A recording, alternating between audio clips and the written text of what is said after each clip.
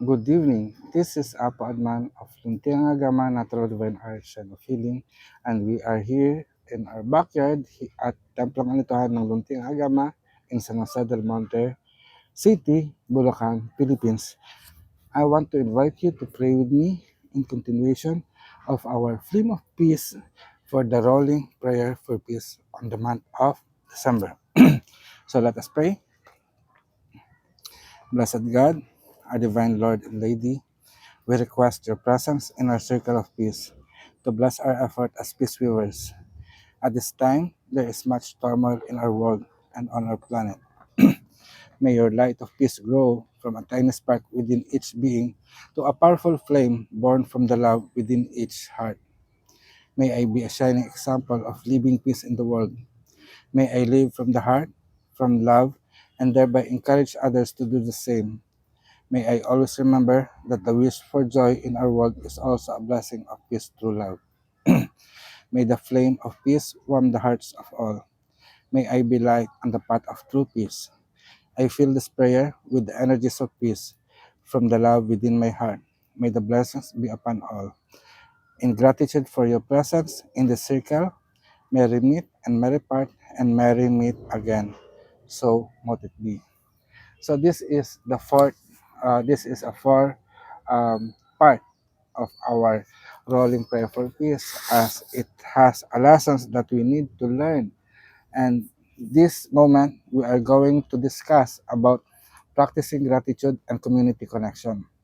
In our prayer, it it state that in gratitude for your presence in the circle, merry meet and merry part and merry meet again. So this line reminds us that peace is sustained not only by inner work, but also by gratitude and fellowship. Gratitude opens the heart, and community strengthen in the bonds that make peace enduring. So for me, what I understand about gratitude is it means to say thank you, the ability to say things. In our life, we might forget that we should be thankful in all things that comes into our life, especially for this moment. I thank for this afternoon, which I am recording now. Supposedly, you are watching this on either in the morning because you are in the West, but it will be aired on the evening here in the Philippines. I should take this opportunity that I was able to deliver this message of peace to you. In all aspects of my life, I am thankful that I experience life, whether it is pleasant, good, or bad. We had the opportunity to experience it because the purpose of life is to experience everything, either happiness, sadness, anger, sorrow, and so on and so forth. And it's nice that we should also know the different kinds of emotion because we are human, no? We are human. And we are the only being, I think, that could express or experience this emotion. So let us continue on our lesson for today. Gratitude is a spiritual practice of recognizing, blessing, and expressing appreciation. It shifts our focus from what is lacking to what is present and abundant. When combined with community connection, gratitude becomes a powerful force for harmony. Peace thrives in a relationship where people feel valued and supported. So the core lesson um, for this prayer is number one, gratitude nurtures humility and joy, creating inner calm. It expresses a profound spiritual and psychological truth, and there are three components, and let us explore how they are interconnected. So number one, it says gratitude nurtures humility. But why humility? Oh, there is a spider in my eyeglass now. So why humility? When we practice gratitude, we acknowledge that the blessings in our life, whether big or small, are not solely the result of our own effort. This recognition softens ego and pride, reminding us of our dependence on other, nature, and the divine. I remember when I was in in Saudi Arabia, they always call peace as salam. In the Philippines, when we say thank you, it is salamat, no? And salam in the United in Saudi Arabia among our Muslim brothers and sisters, it incorporates bowing, no, because they bow only to Allah, to God, to the divine, because there is no other God than God, or la ilaha illallah. And to be honest, on my life, God or the divinity, our divine parent, are the sole owner of our gratitude. So whenever we say thank you, we are thanking God. We are invoking the peace of God in our life. And to be to say thank you, we have to be low. We have to not to brag about of our accomplishment, but we acknowledge that there is some divine power, or there are other powers that recognize our effort, that we have been rewarded. That's why we have to say thank you and be grateful about that. Gratitude has an effect on perspective. Gratitude shifts focus from entitlement, I deserve this, to appreciation, I am blessed to receive this. This attitude cultivates humility because it recognizes interconnection rather than isolation. Number two lesson on gratitude is it nurtures joy. Joy through awareness.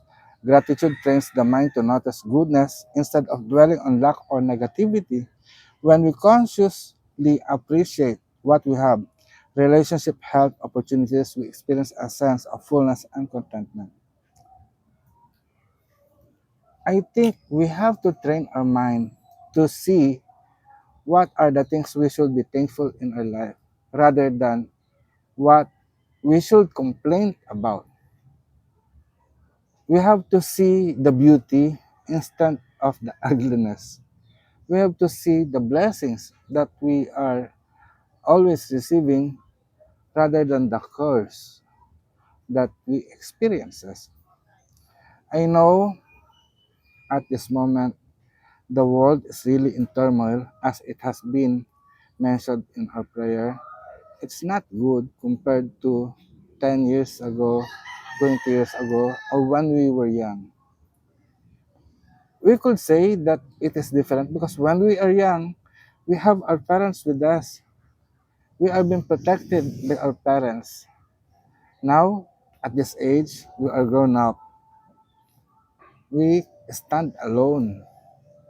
We are the one who endures all the bad things so that we could um, protect our young ones so that they will just experience goodness in life. But then, at this moment, no, as I mingle with other people, I say that there are some children, no, teens, already are aware of the bad things. No, they just become independent because their parents could not afford them to send to school, to give them allowances and everything. And especially right now, our government is parang keeping us many, giving us many burdens. No, they just want us to endure, I think, $10 to have a meal for Christmas, or just $1 for 1 week. And that is so, I don't know, that is crazy. But then we as Filipino, or as a human being and member of the Interfaith Order of Peace Weaver, we endure, but we seek things that we could thank for in all that we do. No, joy is a spiritual state. Gratitude transforms an ordinary moment into sacred experiences. Even simple acts like sharing a meal or witnessing nature become source of joy when we see through the lens of thankfulness. That's why I bring you here, because I am thankful even it's not yet fixed. No, we have this property, we have this backyard that we could say our prayer, do our recording, And right now, I am thankful because we have people, they are staying here in our temple to be healed for free, no charge, even their food and everything. But in return, they are helping me to fix or to maintain this property. I said to them that I want that this should be an urban garden where we could plant vegetables so that on 2026 we could lessen we could lessen our expenses expenditure on buying vegetable as food. So instead of buying, we could just only harvest it here. No, and Lakay have 45 days chicken. He want to raise an organic chicken as a poultry and as a form of livelihood so that he could sell it on lower cost. No?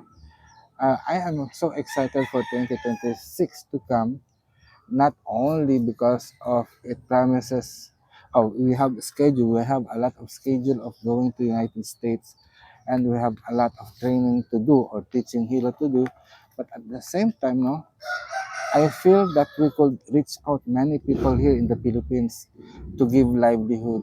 Although for me, I'm not that rich, I don't have that money, but what I only have is ideas that I could share and a property to share with people so that all of us could benefit from it. I don't want to be greedy that this is just my property, but I want to share it with everyone so that it will be utilized and transformed into a livelihood for every one of us so that we could strive for the year 2026. Number three, gratitude create inner calm. Calm through acceptance. Gratitude reduces anxiety because it shifts attention from what is missing to what is present. This acceptance brings peace to the heart and mind. Come through positive energy. Neuroscience and spiritual tradition agree that gratitude lowers stress hormone and fosters emotional balance. When we feel thankful, our nervous system relaxes, creating inner serenity. So that's wonderful that science acknowledges the simple act of kindness, no? Such as being thankful. So how this work together? Humility removes the burden of ego. Joy uplifts the spirit and counters despair. Inner calm stabilizes emotion and promotes harmony. Together, they form a cycle of peace, gratitude, humility, joy, calm, which goes to deeper gratitude, again, humility, joy, calm, and deeper gratitude again, again, and again, and again. It's a cycle. So, as a reflection question, when was the last time gratitude helped you feel calm? Every day. Every time that I say thank you, I feel actually it makes me more excited to live because there is some more things to be thankful for, no, to be grateful that comes into my life. Second reflection question: how does acknowledging other contributions make you feel more humble? Hmm. I feel that since, di ba, like what I said, that there is other persons who is not my family, who is not member of Templong Anituhan, but a beneficiary of our services, that they stay here. I feel that even though this is mine, I feel it's not only my part. It's not only on my property that I need to share it with everyone. No? So this is what I feel more humble that I should brag because I know time will come. I will grow old. I will be sick and I will die. I acknowledge that I have still siblings to share this property with, but we are old enough, no? And sooner or later, we all began on this earth, and another new person will own this. So instead, we show our kindness to other people so that our memory will remain on this place. What small blessings today can spark joy for you? Again, I would acknowledge the blessings of life. So another lesson is community connection transforms peace from a personal experience into a shared reality. The relational nature of peace. Here's an elaborate explanation. One, peace begins as a personal. Peace often starts as an inner state, calmness, harmony, and love within an individual. This personal experience is essential, but if it remains isolated, its impact is limited. Inner peace is like a seed. For it grow into a tree that provides shade for others, it must extend beyond the self. Community connection expands peace. When we connect with others through dialogue, shared ritual, act of kindness, or collaborative effort, peace moves from being internal to communal. This connection creates shared understanding, which is conversation and empathy, reduce misunderstanding, and foster trust. Mutual support. Communities provide emotional and practical support, making peace sustainable. Collective harmony, when individuals practice peace together, it becomes a cultural norm rather than an isolated ideals. Why transformation matter? Peace becomes visible, and community peace is expressed through cooperation, respect, and shared values. Amplification effect, one person's calmness can influence a group, creating a ripple effect that transforms environment. Resilience against conflict. Connected communities can resolve dispute constructively because bond of trust already exists. So practical ways of to foster community connection. Shared meals or conversation. Invite someone from a different background to build understanding. And I just want to share because the patient that I had right now that stays here is a totally different person that I don't not have a previous connection or relationship with them. So I was just moved out of compassion that I helped them, send them to the hospital and accompanied them to the hospital. But unfortunately, they don't have money, even though me too, I don't have. So I was expecting for a government support to to for them to be admitted.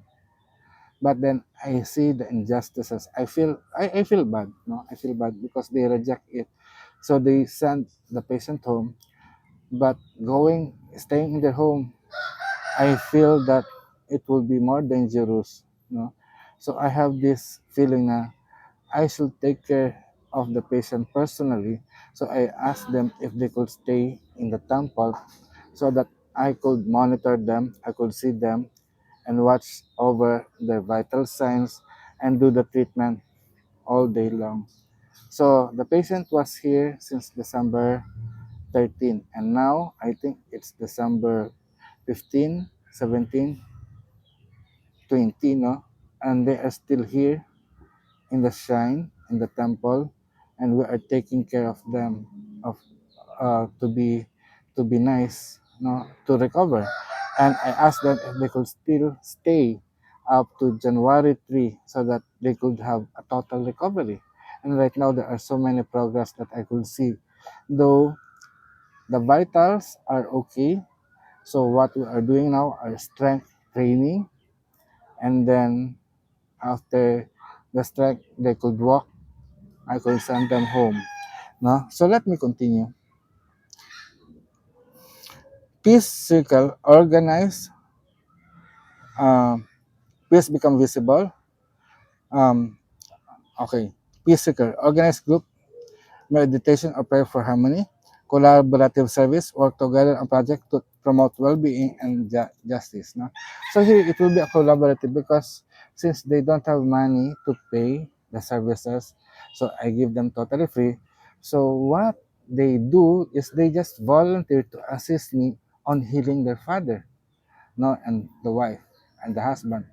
So with that, I was all able to share my knowledge, and they volunteered that if I'm not here in the temple, if I'm in Tala, they could take care of the temple, and whenever there is person or people who need my help, they could also share what they have learned from me to treat and to heal people.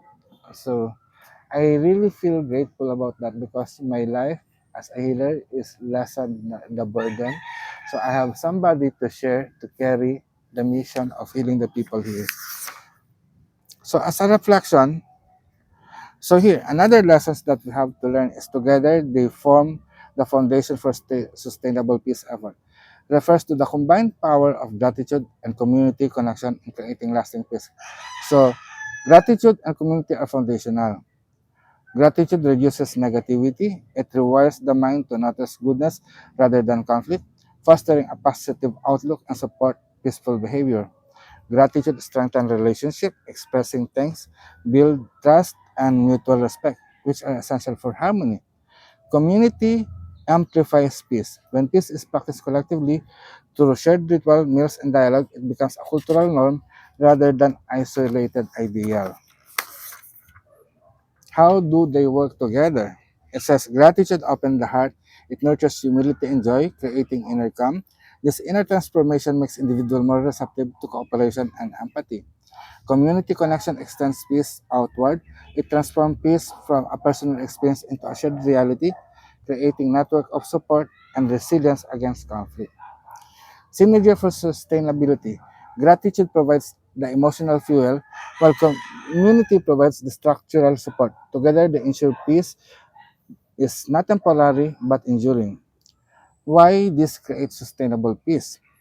Internal plus external integration. Inner calm from gratitude and external harmony to community connection reinforce each other. Ripple effect.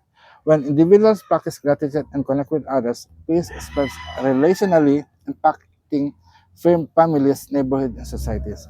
Resilience. Communities rooted in gratitude and mutual respect can withstand challenges and resolve disputes constructively. So, why gratitude and community matter? Gratitude reduces negativity. It rewards the mind to notice goodness rather than conflict. Gratitude strengthens relationship, expressing thanks, build trust, and mutual respect. Community amplifies peace, shared ritual meals, and dialogue create space of harmony and belonging. So, practical ways to practice gratitude is number one, daily gratitude journal, silent thanks before meals or meeting, and gratitude letter. Write a note of appreciation to someone who has influenced your life positively. Practical ways to build community connection. Another importance is the shared meal or conversation, peace circle, collaborative services, and what else? And I think this is all, no? So see you again next week or next other 2 days for our last lesson on peace, breathing on the flame of peace. So until then, this is Apo Adman of Templo ng Lituhan ng Lunting Agama saying, Blessed be peace. Mayari na, pag-asatin. Paalam.